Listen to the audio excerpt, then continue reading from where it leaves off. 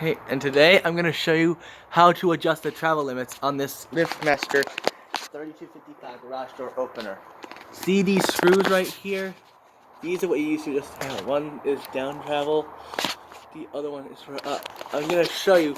Now I'm going to bring this back a little further, back a little further so you can, so I got a screwdriver in here and turn it back like that. And I'm going to also back this one up to there.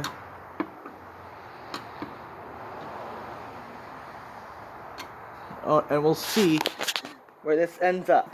I will hit the button. I'll go hit the button. And remember, you need to run this thing through a complete cycle.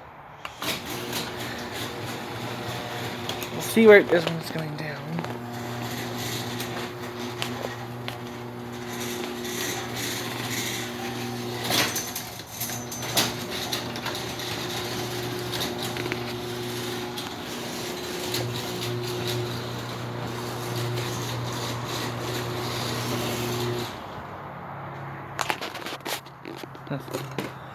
And it's about too far, so I'm gonna back that up to about.